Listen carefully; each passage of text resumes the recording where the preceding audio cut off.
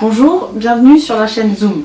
Je me présente, je m'appelle Marine Feuillerat, je suis céramiste, j'ai 26 ans et je vis et travaille à Soignac-et-Muret.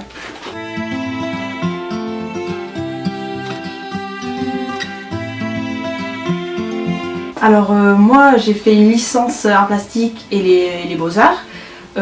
Après j'étais un peu perdue donc je me suis arrêtée pendant un an.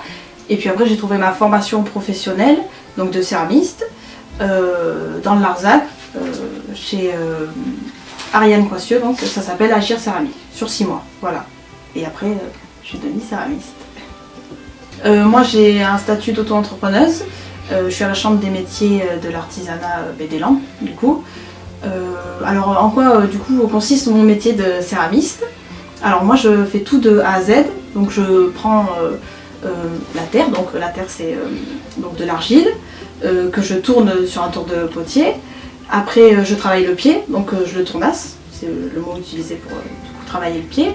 Je passe mes pièces une première fois au four jusqu'à 980 degrés. Donc là elles ont une consistance, elles sont plus solides mais elles sont pas encore vitrifiées. Donc ça permet du coup de manipuler la pièce plus facilement, voilà, mais elle reste poreuse. Donc après je passe à l'émaillage, donc pareil l'émaillage c'est comme des recettes de cuisine en fait, je fais tout moi-même, donc c'est des matières premières et des oxydes. Donc bon là on peut les voir dans l'atelier, du coup c'est de la silice, du talc, du kaolin, et après les oxydes, l'oxyde de cobalt, de fer et tout ça. Donc après on se fait ces petits mélanges, vraiment comme une recette, après ça fait une sorte de crème fraîche en gros.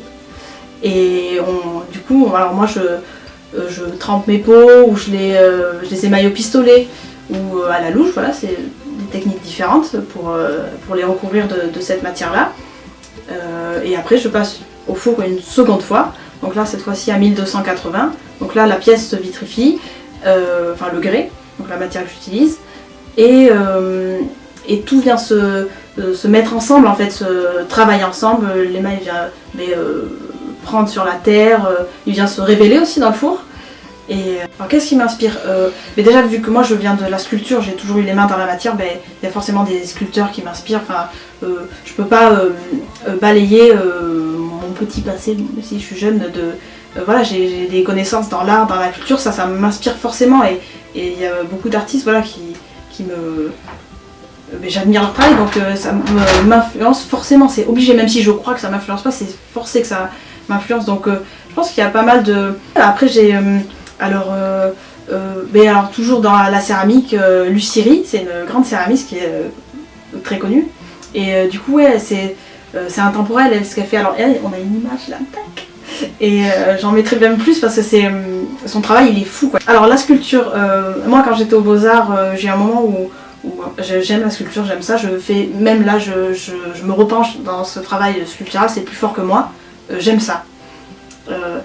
Mais ce qui m'a arrêtée, c'est le monde de l'art contemporain, c'était pas à ma place, et ça m'a tuée quoi, j'ai mis un moment à m'en rendre compte, mais quand j'ai compris, ça m'a fait voilà, une grande claque, et c'est pas pour moi, c'est pas mon monde, je fais des pièces qui sont, franchement, elles sont pas utiles en céramisme, on n'en fait rien.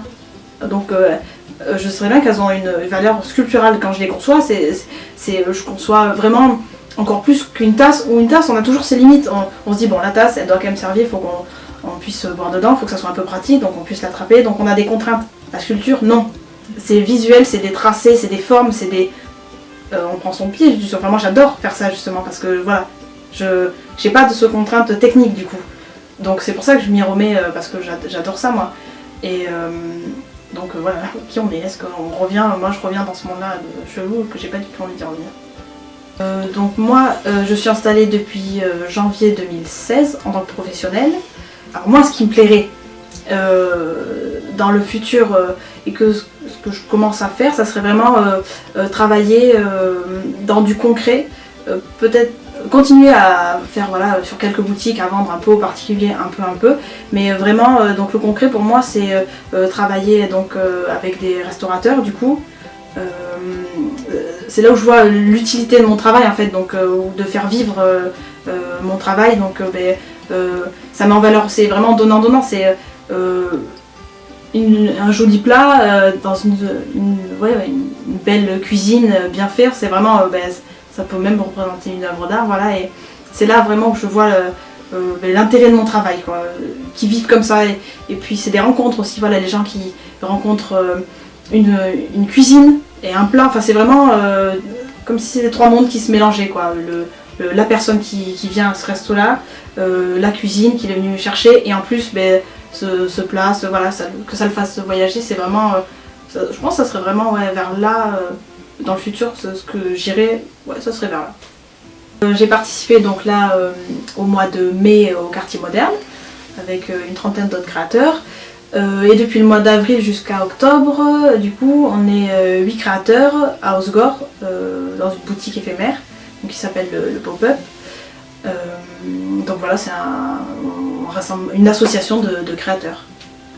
Et vu qu'on est tous différents, on n'a pas envie de faire de la céramique pareil par exemple. Donc c'est difficile de donner un conseil à une personne que je ne connais pas. Donc j'aimerais d'abord un peu la connaître pour peut-être la conseiller.